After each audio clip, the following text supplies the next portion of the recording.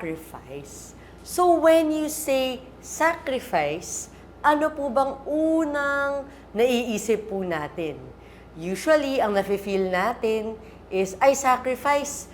Parang medyo may negative connotation siya, no? Na nafe-feel natin, if tayo, rini-require po tayong mag-sacrifice, it usually means na may kailangan tayong i-give up na importante o mahalaga sa atin. So usually, when we hear na, oh, mag-sacrifice ka or meron tayong sacrifice, medyo kinakabahan po tayo because we don't know if we are able to meet yung hinihingi ng ibang tao. And yan po ang titignan natin ngayong gabi, kung ano ang naging regalo ng Panginoon sa atin and what it cost Him po. I will be reading tonight from the book of Genesis. It's the first book of the Bible, chapter 3, verse 15. Genesis 3, verse 15. I'll be reading it po. So, ang sabi po dyan, "And I will make enemies of you and the woman, and of your offspring and her descendant. He shall bruise you on the head, and you shall bruise him on the heel." So here, in this particular text, ang nagsasalita po ay si Lord. Ang kinakausap naman po niya ay si Satan in the form of the serpent. So this scene was taking place in the Garden of Eden. And we see from the beginning of time po, nung there was only one man and one woman, and nandyan po si Lord, ayan na, dyan na po nagsimula lahat. Bakit po ba na kailangan nating makatanggap ng gift of sacrifice? And here we see what happened. So, ang nangyari po, diniceive ni Satan si Eva. Sinabi na, do you want to be like God? If you want to be like God, kainin mo yung fruit na kinommand ni Lord na huwag mong kainin. And you will be like Him. So, He played some mind games pa with Eve na sinabi pa niya na, talaga bang sinabi ni Lord na bawal? Talaga ba niyang sinabi niyang mamamatay ka? Sure ka ba dyan? So, ayan na, na-tempt na nga po si Eve, and she ate of the fruit. When she ate it, ayan na.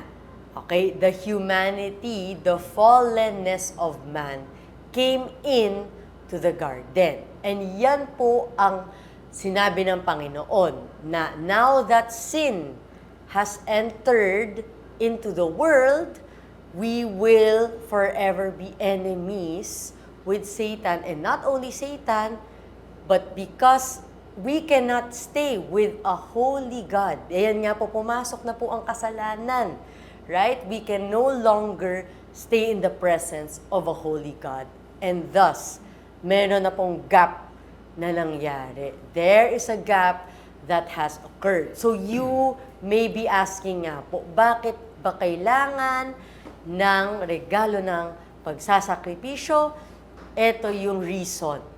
We cannot be with God because He is holy, He is perfect, and tayo mga tao, dahil po nakapasok ang kasalanan, we cannot mingle in His presence. Mamamatay po tayo dahil makasalanan tayo. And thus, the gap was created, na-banish po si Adam and Eve from the Garden of Eden. Hardship came into the world. If you read on further sa Genesis, ang naging effect po nun was that, di ba, there would be difficulty for the woman to give birth. Masakit daw, magiging masakit. And for man, he would have to work hard. He would have to toil the ground. Yan ang naging result ng pag-exit po nila sa Garden of Eden, where everything was provided. Ngayon, I want to ask Sister Rose, tsaka po si Tito Mel, meron po bang time in your life na similar to what happened sa Garden of Eden na may ine-enjoy po kayong benefit or sitwasyon and then because of a mistake or because of deceit, nawala po sa inyo yung benefit na ine-enjoy nyo? Ang ganda talaga ng topic mo, Hazel, ano? Ng gift of sacrifice. Sa unang pagsubok ng aming buhay, I'll give you 2 examples. Actually, when we first had our firstborn child, we were enjoying na dumating na yung pinakihintay namin. Ito yung unang bunga ng aming mag-asawa. And on day 3, we found out na may sakit nga si Hannah, no? We're trying to tell you guys na merong mga pagsubok along the way. Right there and then, after 3 days, yung joy, nagkaroon ng sadness because meron ngang sakit ang bata. But the good thing is, there is a solution because God is with us. Merong mga sinakripisyo kaming mag-asawa, which is kailangan yung financial, may mga konti kaming ipon na kailangan naming i-sacrifice. Yung aking trabaho, iniwan ko yung trabaho na mahina kumita ng pera, and I try to transfer to a job na magiging I can be a mother at the same time I can earn money. And we have to transfer from Manila to Cebu because in Cebu, we have our business there. Sinakripisyo namin yung lugar naming pinagkamulatan, ano? I'm very comfortable with Manila because all of our relatives are here. And my friends are here. But right there and then, because of what happened, we are enjoying the place, enjoying our second year of marriage. We were a young family. But then, one instance, yun nga ang nangyari. We have to redirect our lives base sa sitwasyon ng ng aking anak na panganay. There are sacrifices that are made. Yung balak namin sana noon, no, nung bago kami mag-asawa, bibili agad ng bahay. But then, pag nakaipon kami, but then di rin kami makabili because all the money went to the hospital bills. Hindi ako makabili ng gatas na delata. I can only buy a sachet milk. There are sacrifices to be made because mas required ang maraming budget for medicine done for the rentals or done for the specific needs na food ng bata. So there are many instances. You know what, Hazel? Yung mga gift ng sakripisyo, of course, alam nyo na ang nangyari. Yung paglipat namin sa Cebu, naging promised land yun, sinabi nga ni Brother Mel, yung mga naka-envelope sa aming mga challenges in life, hindi kami pinabayaan ng Panginoon. May plano pala si Lord eh. The plan of God from the beginning is, yes, it happened, but I'll be with you. In fact, mas maganda ang gagawin ko. This will be a story of your life. My daughter now is 30 years old, brand new, very healthy. In fact, marami siyang kasabay bata noon, namatay eh. But I'm not happy na may namatay na bata doon. But then, God has planned from the beginning. Yung sakripisyo, may nakapaloob. God has your back. Kaya gusto ko yung regalo ng sakripisyo. Kasi alam ko naman kung may isa-sacrifice ako, may regalo ang Panginoon na nakapaloob dun sa sakripisyo na yon. Nasagot ko ba, Hazel? Yes, napakaganda ng sagot po natin. Tito Mel, meron po ba kayong ma-share also na nangyari po sa inyo na in one instance na wala po yung ine-enjoy nyo pong benefit or situation? Yes, Hazel. So actually, ito yung story ng bilang isang negosyante kami ni Tita Rose mo, no. So nagkaroon kami ng order, malaking order sa isang malaking buyer and then itong malaking order na to, naisip naman namin. Pero nung dumating doon, may problema daw.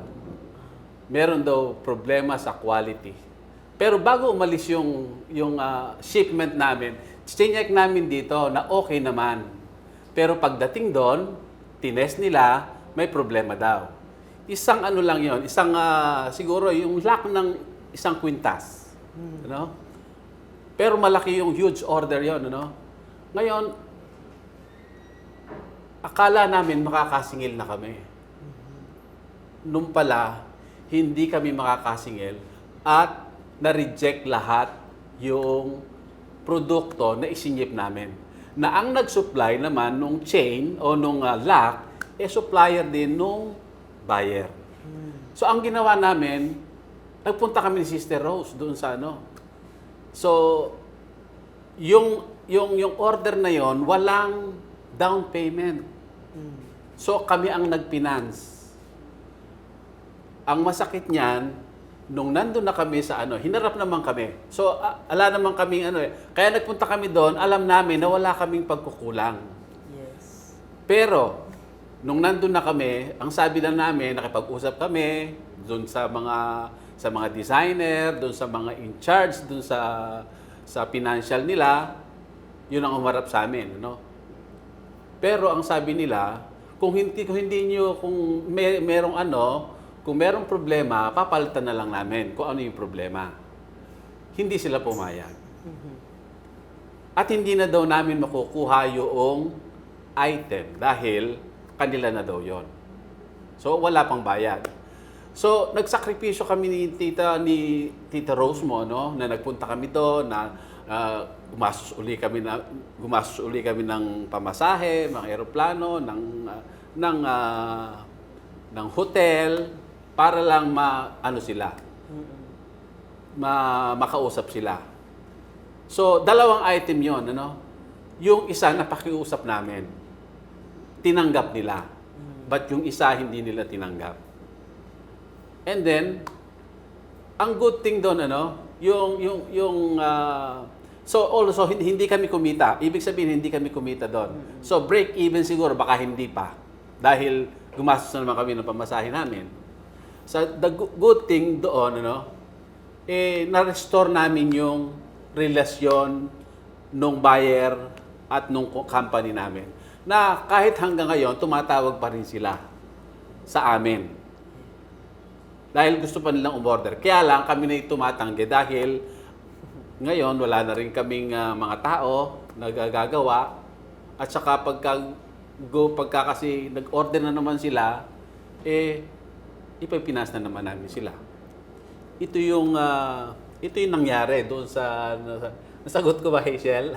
Yes, Tito. So, ang ganda nga po, no? So, baka po kayo nasa similar situation kayo, tulad ng nakwento ni Tita Rose and Tito Mel, in a seemingly hopeless, no? Napakalaki ng problema, it's very real, it's very urgent, and they felt na, nako, anong gagawin? Ano nang gagawin natin? They felt na wala nang solusyon na pwedeng gawin, right? Maybe currently po, kayong mga nakikinig, mga nanonood po, maybe you are in the same situation. Di nyo na po alam saan kayo kukuha ng pambayad ng utang. Di nyo na po alam saan nyo po huhugutin ang next na kakainin nyo po ng pamilya nyo. Or hindi nyo alam paanong gawa ng paraan na may magsusu sa business nyo, right? These are very big, very real, and very pressuring problems. But I'm here to assure you po, no, na alam ni Lord, nakikita po ng Panginoon lahat ng pinagdadaanan natin. In the same way that He came through for Tita Rose and Tito Mel, He can come through for you. And that was exactly what He did when Eve committed the sin, or when Eve failed to obey yung commandment ni God. Diba? Alam naman ni Lord alam niya lahat ng mangyayari. He knows the beginning from the end. Alam niyang i-disobey siya ng mag-asawa. And yet, from the beginning, nagplano na po siya ng gagawin. Nag-isip na po si Lord ng paraan. And this should be an encouragement to all of us. So we'll go to Genesis chapter 3, verses 22 to 24 naman. So, a few verses down, no? Then the Lord God said, "Behold, the man has become like one of us, knowing good and evil. And now he might reach out with his hand and take fruit also from the tree of life, and eat and live forever." Therefore, the Lord God sent him out of the Garden of Eden to cultivate the ground from which he was taken.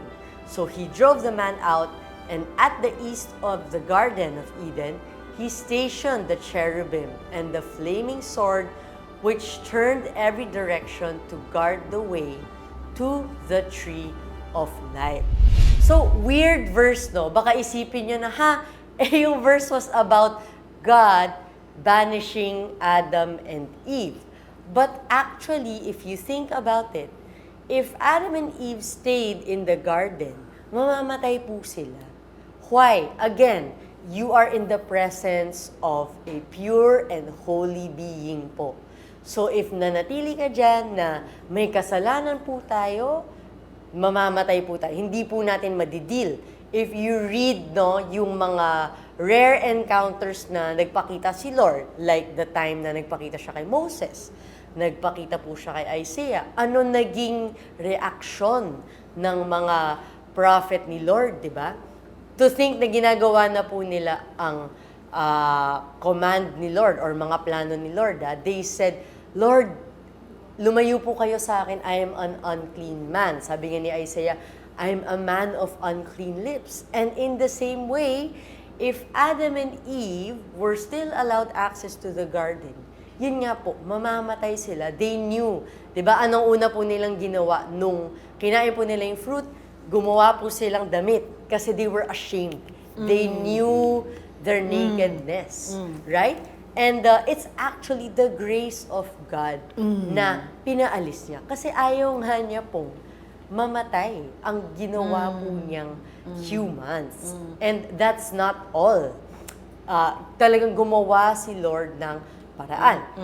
We'll skip to the New Testament now, and I'll ask Tita Rose if you could read po, ang verse natin in Ephesians. For by grace you have been saved through faith. And this is not your own doing. It is the gift of God, not a result of works, so that no one may boast. Ito yung Ephesians 2:8-9. Yes. By grace, through faith. Ito yon. Tama, no? So, dito natin nakikita na ginawan na po ng paraan ng Panginoon. Again, it is a gift. And we have a tendency po, pag nalaman natin, may regalong ibibigay si ganito, ganyan, or may matatanggap kang regalo, ang tendency natin usually, ang naiisip natin is, ano siya, parang dahil libre ko nakuha, it's cheap, right? Na parang wala lang yun sa giver. Kasi binigay niya sa akin libre. Now, we have the tendency to think that it costs them nothing. Pero don't think that way. Have you ever received something, a gift na talagang parang alam mong walang magbibigay sa'yo dahil ang mahal-mahal ng regalo, right? For the guys, baka yung mga gusto nyo po ay mga PS5 or yung mga, napakamahal na gadget, mga laptop, di ba? Napakamahal na hindi nyo ma-imagine. May magbibigay ba sa akin nun? Di ba? And for the ladies, baka may minamata po tayong designer bag or mga mamahaling damit, di ba, na mga limited edition or sapatos, right? And anong naging reaction nyo po nung natanggap nyo? Di ba? As in, parang hindi po kayo makapaniwala. Wow, did I really receive this very expensive gift? And you will note na ang layo po ng reaction mo to something na hindi mo naman wini-wish or something na, kunyari, ang hiling mo lang naman makatanggap ng medyas, di ba? Hindi ka naman mag-react na ganyan, oh my gosh, medyas! Gusto ko to for Christmas, di ba? Medyas versus binigyan ka ng naka-waitlist na sapatos na only a handful of people in the world ang nakakabili po nun, right? Siyempre, napakalayo ng nagiging reaction natin to that. Bakit? Bakit ganyan? It's because alam natin ang value nung item. In the same way, just because you received it for free does not mean na it's cheap. Does not mean that it does not cost the giver anything. And di ba, even small things po, wag nating isipin na, wala lang, mura lang naman yung binigay or yung ginastos nung giver sa akin. Hindi po natin alam situation nila. I know so many people na malaking burden sa kanila mag-participate sa mga Kris Kringle, gift exchange, dahil syempre po, on a budget sila. And, you know, kahit sabihin ng mga tao na ano lang naman yun, 500 pesos lang naman yung worth ng gift, or yung iba po medyo mataas, di ba, 1,000, 1,500, that is still a cut out of their budget. And sad to say, dahil sa kultura natin sa Philippines, no, dahil sa ayaw nila mapahiya, syempre, nakakahiya, no? So some would resort to even manghihiram mo ng pera para may maidala sila sa party, or yung iba hindi na lang mag-attend ng party para they don't have to buy a gift na out of their budget, right? And yun nga po, kahit magpayan, right, 500 peso worth na baso, or 500 peso worth na item po, if ang kukuhanan ng giver ay maliit lang, right? Or just enough para sa pamilya niya. Or sa mga, marami siyang kamag-anak, di ba? Malaking sacrifice yun for the giver. So it's not in the cost of the item. You look at the value, but you also look at the situation of the giver. And this is similar to yung binigay ni Lord na gift of sacrifice sa atin. Bakit natin nasabing high value siya? 'Di ba? Sabi sa Bible, si Jesus Christ ay ang kanyang only begotten Son. And siya ang naging sagot. So if you remember po, no, pinag-usapan natin, there was a gap. When sin entered into humanity, nagkaroon ng gap. So ngayon, God wants to bridge that gap. Kasi ano ba ang gusto ni Lord? Gusto lang naman po niya ay makasama ang humankind with Him. He wants to spend time with us in eternity. Pero He cannot do that because of sin. Diba? Sin entered and thus we are separated from Him forever. So ngayon, si God na rin po ang nag-isip ng paraan. And what was the answer to that, no? If you remember, or if you've been exposed po to Jewish culture, no, ang dami po nilang ritual. Okay? Di ba nga sa isang libro, yung The Book of Numbers, The Book of Leviticus, puro lang yan instruction on, okay, if you want to be pardoned from yung kasalanan mo na ganyan, eto, kailangan mo mag-sacrifice ng ganito, ganyan, na napakaraming instruction, may araw pa, anong susuotin, anong isa-sacrifice mo, very, very detailed. And they do this year in, year out. Meron po silang specific months na pwede nilang gawin. And that's a whole another topic po, no? Very, very technical siya. However, dyan po natin nakikita na for there to be forgiveness, no? For there to be reconciliation between God and man, kailangan talaga may sacrifice. Kailangan merong shedding of the blood for there to be forgiveness of sins nga. But then you might ask, bakit kailangan mong ulit-ulitin yung sacrifice? Hindi ba mag-sacrifice ka lang once, okay na. Oh Lord, wala na akong utang sa'yo. Nasagot na yon. Right? Hindi po ba ganyan? It's because ang sinasacrifice po nila ay puro animal sacrifice. So, how can the blood of animals save us or fully pardon us from yung naging kasalanan ng mankind. It's not enough. It should be the shedding of another person's blood, right? Na dahil sa ginawa ni Adam, in the same way, it has to come in the form of one man. And I'd like to ask Tito Mel to read to us the next verse found in Romans po. So in Romans 8:32, he who did not spare his own son, but gave him up for us all, who will he not also, along with him, generously give us all things? That's right, no? So nakita nga natin na hindi po siya madali, hindi siya, it did not come cheap, hindi po siya something that did not cost God anything. But He did not withhold His own Son from us. 'Di ba? Sino ba tayo? Tayong mga rebelde, 'di ba? We have no desire to get close to God.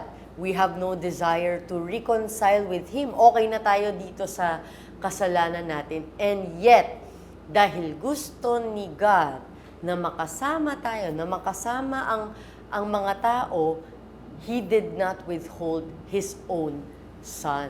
And bilang isang nanay, no, and I'm sure makaka-relate din si Tito Mel and Tita Rose, no, kasi they have their children also. Once nagkaroon po kayo ng sarili nyong anak, 'di ba? You would do anything para i-protect, 'di ba? Maprotektahan sila. Gusto natin, lahat ng gusto mo, sige, basta kaya ko, ibibigay ko. So parang naging opposite ang nangyari, 'di ba? Na the flesh of my flesh, yan pa yung give up ni God. And that just goes to show how important we are to Him. And yan ang naging the gravity, no? The enormity of ginawa ni God. And many people actually do not understand this. Usually kasi in my free time, mahilig ako tumingin sa mga comment online. Tapos pag yung content is about somebody, parang sinishare na yung gospel nga, na mahal ka ng Panginoon, ganyan. Parang ang dami nilang galit na parang sinasabi nila, hindi ko naman hiningi. Hindi ko naman hiningi kay Lord yun. So, ba't pa niya ginawa? Yan ang usual na sagot nga po ng mga tao. And for me, parang hindi nila nakikita, na ganun kasi kamahal ng Panginoon, ang mankind. He really is reaching out. He is stretching His patience. Di ba, ang dali lang naman na sabihin, okay, i-reset ko na, makasalanan kayo, ulitin natin, i-reset natin ang mundo, which He already did once, right? And yet, paulit-ulit po siyang nag-reach out, paulit-ulit po siyang nagbibigay ng chance, and even now, as we are waiting for the end times, meaning the return of the second coming of Jesus nga po, a lot of people are saying na, Lord, ba't di pa dumarating si Jesus to get us again? And the reason is, gusto ni God that as many people pa na kayang mag-turn to Him, to enter the ark, so to say, to join Him in the kingdom, di ba? Gusto pa niyang makuha. And until then, okay, hindi pa niya papapuntahin si Christ. And the time is something we don't know. And that just goes to show that His heart is really to save humankind, to be with us, right? And this is a plan that He put in action. Na yun nga po, nag-start siya from the time in the garden, and it stretched out to how many years after. But God had a plan. Okay, na alam niya, okay, ipapadala ko na lang yung anak ko because He knew there was no one in the world who could meet yung criteria niya. Ano ba ang naging criteria niya? So if you remember po, no, when He asked Abraham to sacrifice his only son, Isaac, to prove his love for God, na ginawa ni Abraham, di ba? But at the nick of time, dumating yung angel, sinabi, no, wag mong patayin anak mo, tinetest ka lang ng Panginoon. And in that instance, dahil may altar na, ready na lahat ng materials, di ba? Tinanong ni Isaac si Abraham na, Dad, ano nang isa-sacrifice natin ngayon? Tapos sinabi ni Abraham na, God will provide. And then they saw there, sa gilid biglang may ram na na-stuck sa bushes. So yan yung sinacrifice sila. But, ang talagang dapat sinasacrifice sila ay an unblemished, meaning walang defect, perfect, na lamb. Na iaano talaga nila, they will set apart. And that became a prophetic word from Abraham na God will provide for us to save us all from our sins, from the consequence ng ating sin, which is death.